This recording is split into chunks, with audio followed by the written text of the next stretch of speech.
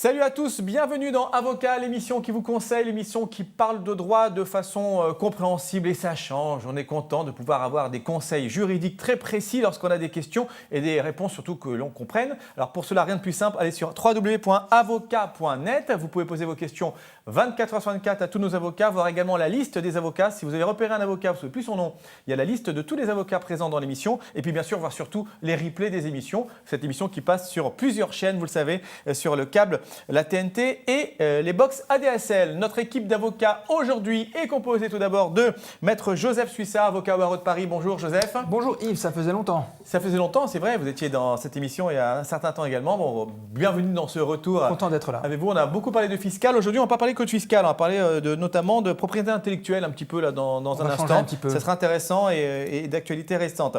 À vos côtés, Maître Vanessa Fitoussi, avocate au barreau de Paris. Bonjour Vanessa. Bonjour Yves. Comment ça va? Tout va bien, merci. Alors nos amis conducteurs vous aiment bien parce qu'avec vous, ils essayent un peu de s'en sortir lorsqu'ils ont fait des petits travers. Hein. On va parler avec vous dans un instant d'une question en droit routier, notamment sur le retrait de points. Alors ça, c'est une question qui intéresse beaucoup parce que quand on n'a plus de points, on est bien embêté. Hein. Et à vos côtés, celui qui a beaucoup de points, mais dans tout. Tout à fait. Pas que pour la route, il y a des points partout. C'est bien sûr Lionel Mimoun, avocat au barreau de Paris. Bonjour Lionel. Bonjour Yves. Recouvrement avec vous. Tout à fait. De Dans nouveau, cette période c'est de vrai. crise, il faut gagner des sous, donc on va essayer de recouvrer les créances. Et essayer de récupérer quand on a de l'argent dehors, comme on dit, que ça puisse rentrer dans la société, parce que sinon c'est un peu compliqué. Parfaitement. Commençons avec Joseph Suissard. Allez, soyons fous avec une question que vous avez choisie, qui évidemment fait référence à une actualité récente et douloureuse, mais question intéressante parce qu'il y a du juridique un peu partout, il y a du droit partout finalement, donc on peut se poser la question. C'est une question qui a été envoyée par Jeanne de Stein, d'ailleurs, qui nous dit pourquoi le journal Charlie Hebdo n'est-il pas propriétaire de la marque « Je suis Charlie ». On a tous vu ce slogan « Je suis Charlie » qui a été connu dans le monde entier. Et on ne sait pas si quelqu'un, d'ailleurs je pense pas qu'il y ait un propriétaire de cette marque, parce qu'on peut acheter cette marque. En tout cas, pourquoi Charlie Hebdo n'a pas cette marque ? Alors effectivement, cette question s'est posée suite à l'immense élan national du mois de janvier 2015, suite aux événements tragiques qui ont eu lieu. Et il y a eu 50 petits malins, puisque vous faites référence à cela, qui ont voulu déposer la marque « Je suis Charlie ». Et effectivement, parce qu'ils voulaient en faire probablement une exploitation commerciale par la suite. Oui, mais c'est un phénomène vraiment mondial. Hein, c'est un phénomène mondial. Alors la vraie question qui se pose, c'est est-ce que le slogan « Je suis chez Charlie » est une marque ? C'est la question que vous allez me poser, j'en suis sûr. Oui, est-ce que c'est une marque d'ailleurs? C'est une bonne question. J'ai que des bonnes questions, vous savez. Vous allez trop vite en fait, en réalité, Yves, parce qu'il faut savoir ce qu'est une marque. Et c'est quoi une marque? Une marque, c'est un signe qui permet de distinguer les produits et les services qu'une personne va offrir des autres concurrents qui également proposent des autres produits et des services. Ça peut être un mot, un nom, ça peut être aussi des chiffres, ça peut être aussi un logo, un graphisme particulier, un signe sonore et également un slogan. C'est l'hypothèse qui se rapproche le plus du slogan « Je suis Charlie ». Et alors, eh bien, la réponse est non. Et ce n'est pas moi qui le dis, c'est l'INPI. L'INPI a rendu effectivement cette décision en disant que le slogan « Je suis Charlie », ce n'est pas une marque. Alors pourquoi?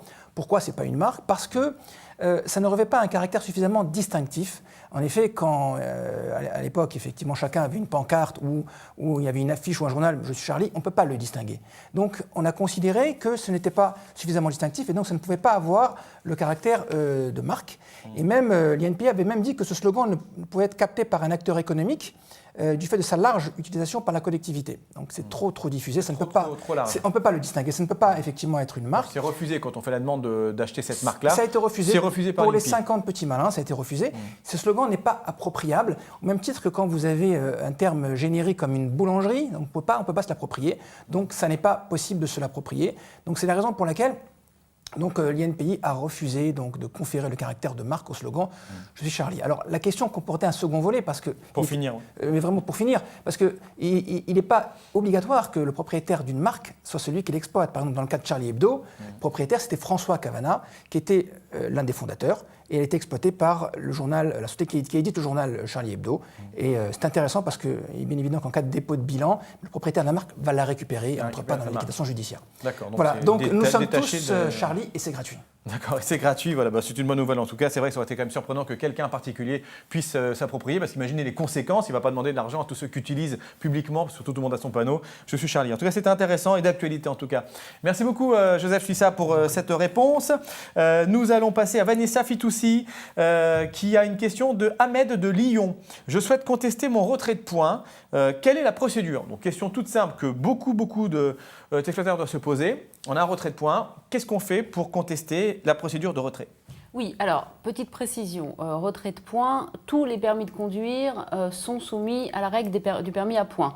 Quelle que soit la date à laquelle on a passé le permis, ça c'est pour couper court à la rumeur selon laquelle quand on a des très vieux permis, on échappe à la législation parce que le permis à points n'existait pas au moment où on l'a passé. C'est vrai que ça existe comme rumeur. Voilà, cette rumeur, elle est Tout le monde a même un très vieux permis, on a des 12 points. Pour conduire en France, on conduit avec un permis à 12 points. Et on perd ces points au fur et à mesure, selon le barème, quand on commet des infractions et que ces infractions sont définitives.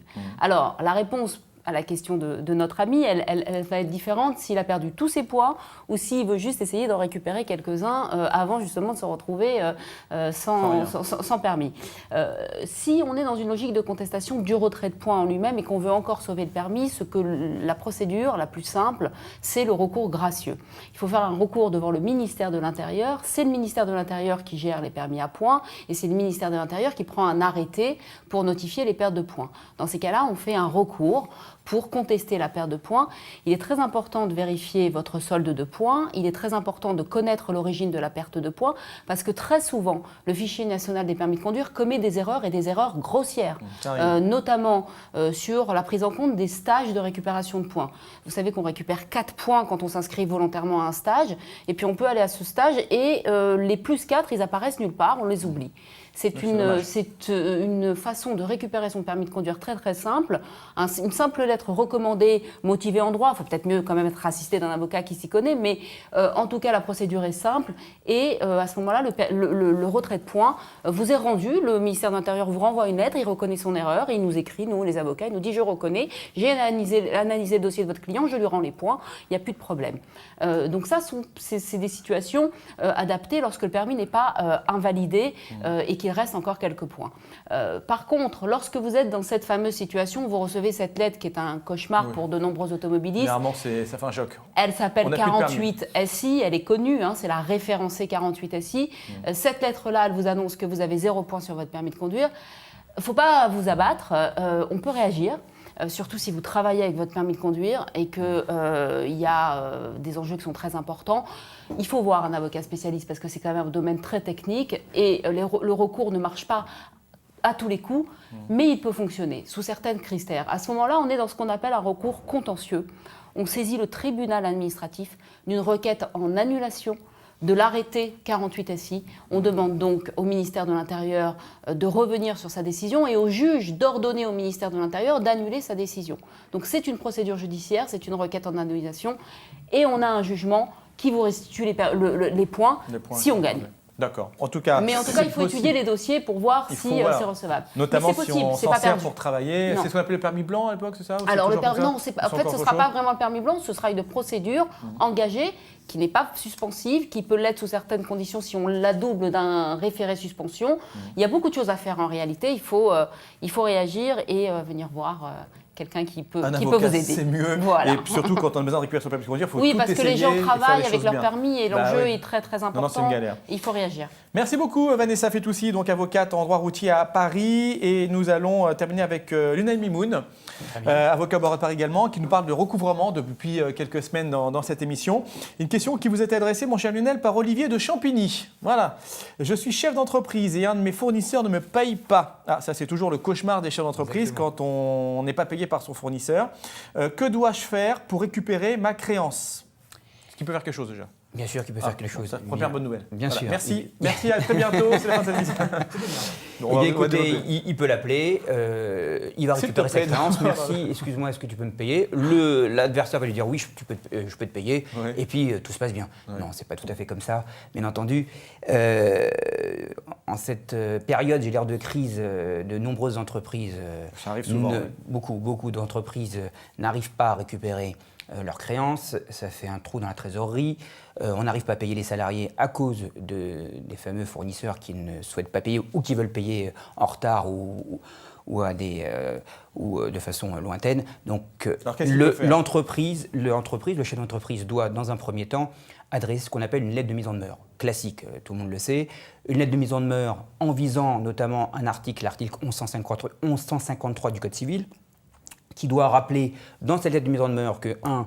Vous avez passé commande, 2. Je vous ai livré, 3. La somme est de temps et vous devez me payer sous 8 jours. À défaut, je saisirai les tribunaux. Donc ça, c'est un préalable à toute action en justice. Mise en demeure en recommandé, première action. Bien sûr, on le recommandé avec accusé de réception. Alors, ce que je fais moi à mon cabinet, c'est que je l'envoie en mail plus en recommandé AR. Ça met une double pression, non pas pression en ne met pas le couteau sous la gorge, mais ça avertit quand même le débiteur en question en lui disant voilà, vous n'avez pas payé. Mail plus recommandé.